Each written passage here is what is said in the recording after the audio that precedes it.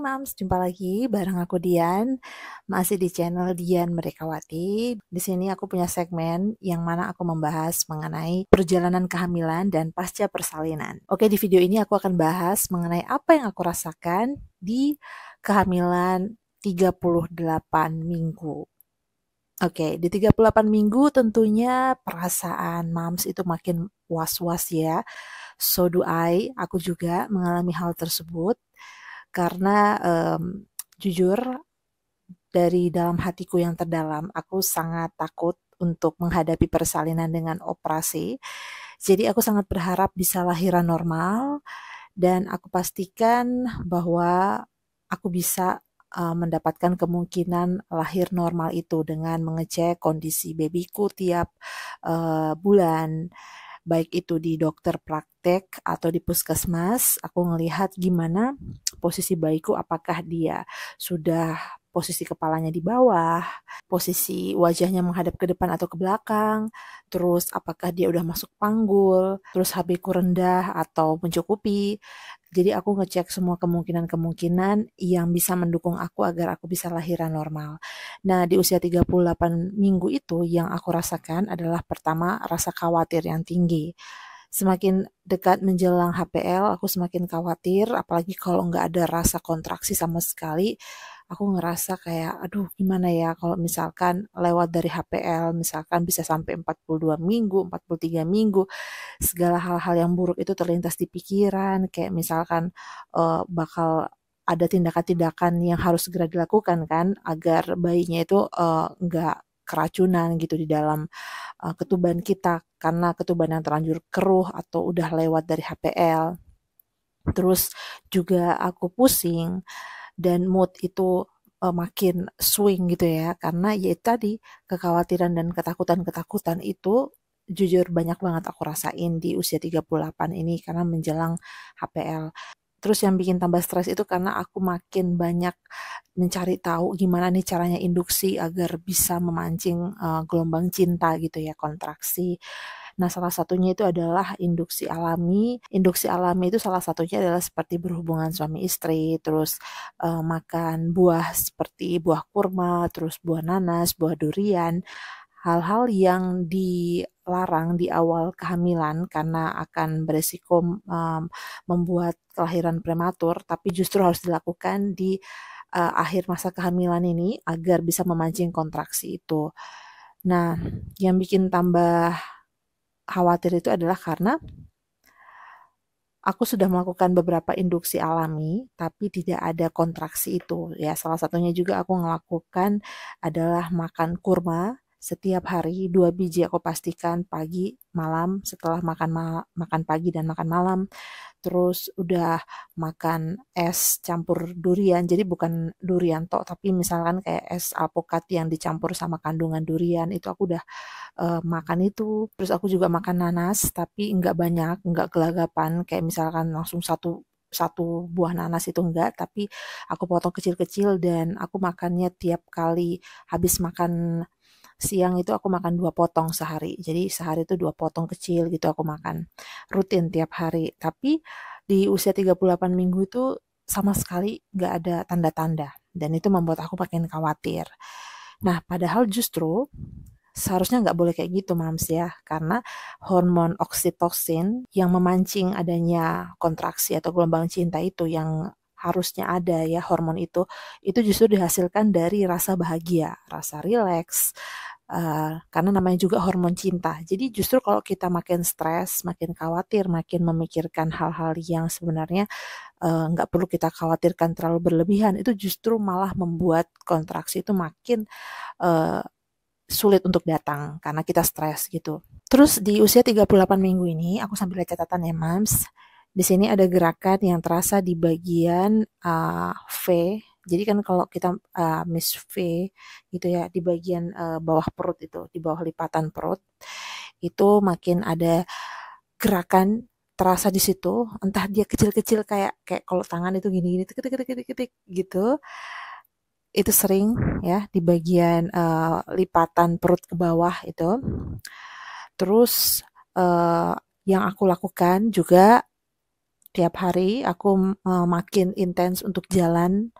Jalan itu bukan hanya pagi lagi, aku malah sekarang sampai sore ya di usia 38 minggu itu aku juga jalan sore. Jadi 6 menit di pagi, 6 menit di sore.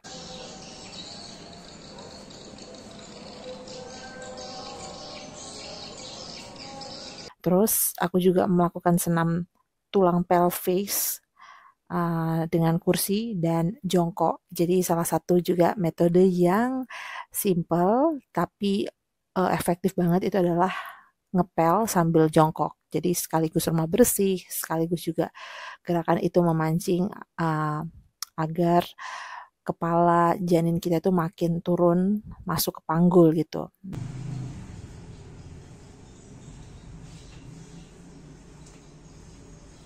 Nah, terus aku juga melakukan senam tulang pelvis ini itu aku lihatnya di YouTube ya banyak dan juga di konten Instagram kayak video-video Reels itu gerakan-gerakan yang aman yang bisa membuat kepala bayi kita itu cepat masuk ke panggul, terkunci di panggul.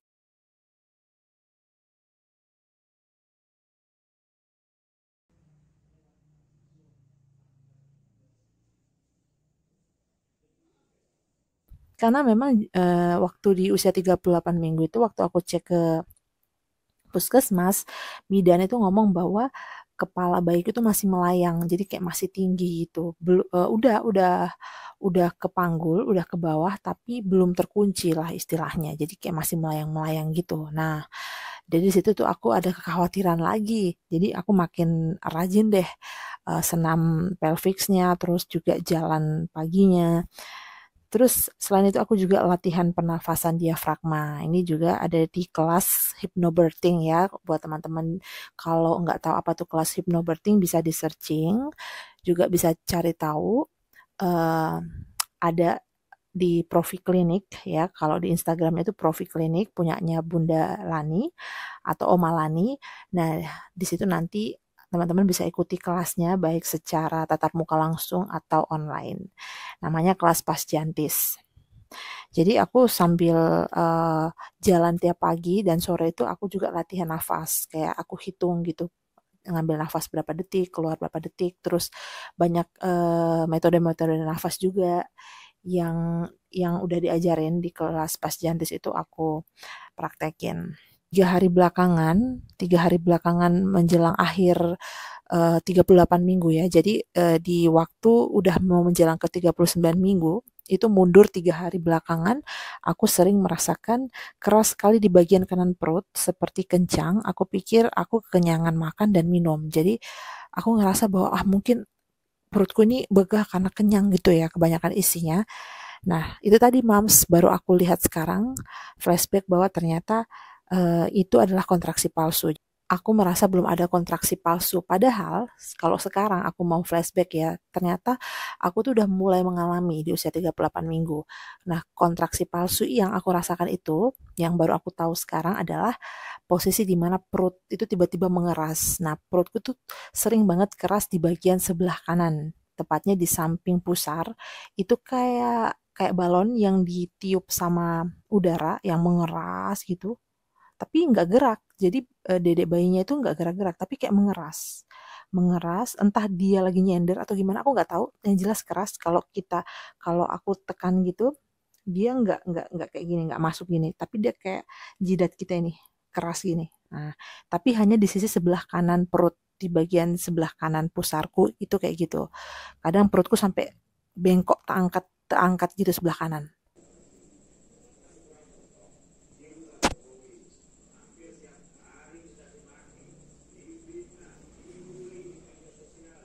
Nah, aku kan tanya suamiku kan, ini kenapa kayak gini ya? Ini normal nggak ya? Ini aman nggak ya kayak gini? Nah, nanti baru sekarang aku baru tahu bahwa itu ternyata kontraksi palsu. Jadi aku tulis di catatanku ini sama sekali belum ada kontraksi palsu, padahal sebenarnya keras-keras yang aku rasain di salah satu bagian perutku itu adalah kontraksi palsu. Terus kontraksi asli, of course, belum ada, karena kalau udah ada pasti langsung ya ke rumah sakit. Jadi kalau moms di sini ada yang mengalami hal seperti itu, kalian wajib untuk curiga dan juga lebih pastikan lagi sama bidan ya. apakah itu benar-benar kontraksi palsu atau bukan. Dan terus aku tulis di sini, aku siap kalau harus operasi, yang penting bayiku selamat. Karena di usia 38 minggu ini adalah usia kehamilan yang dimana aku ngerasain gejolak batin itu paling high kayaknya di sini ya, daripada setelah aku di 39 atau di 40 minggu. Di 38 inilah rasa kekhawatiranku tuh paling tinggi, terus gejolak batin tuh paling tinggi, dan kayak perjalanan aku melawan diriku sendiri, melawan segala pikiran-pikiran yang berkecamuk dalam pikiranku sendiri, itu semuanya terjadi di usia 38 minggu ini. Dan memang kehamilan itu sebenarnya adalah perjalanan spiritual ya, perjalanan spiritual untuk bisa menemukan Tuhan, untuk bisa melihat kebaikan Tuhan gitu, melihat bahwa waktu Tuhan itu tepat, untuk bisa percaya sama Tuhan, percaya sama waktunya Tuhan. Karena di usia 38 minggu ini aku tuh berusaha melawan diriku sendiri, berusaha untuk supaya berserah gitu ya. Karena aku kan punya keinginan dari awal, aku harus normal nih, harus normal. Tapi kok belum ada kontraksi. Jadi di usia 38 minggu inilah kemudian sampai titik di mana akhirnya aku berserah bahwa kalaupun aku harus operasi, oke nggak apa-apa deh. Yang penting bayiku selamat. Dan itu intinya. Mau aku diinduksi atau dioperasi, misalkan aku nggak ada kontraksi atau gelombang cinta sedikit pun, aku mau diinduksi, dan kalaupun harus dioperasi aku mau. Yang penting bayiku ini selamat, kayak gitu.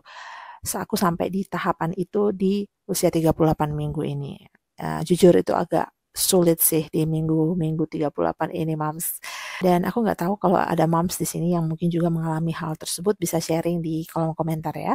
Dan di usia 38 minggu ini pusarku itu makin keluar, pusar perut ini ya, itu makin kelihatan, makin keluar, lebih keluar daripada sebelumnya. Terus juga Mams di usia 38 minggu ini keputihan di celana dalam itu jadi berkurang, jadi semakin sedikit daripada sebelumnya.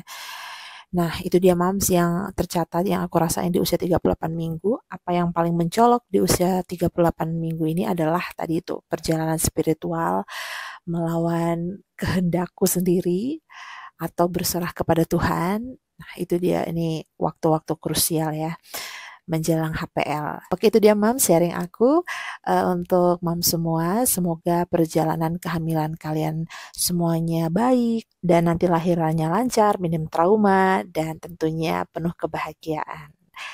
Kita jumpa lagi di video lainnya ya Mams. Bye-bye.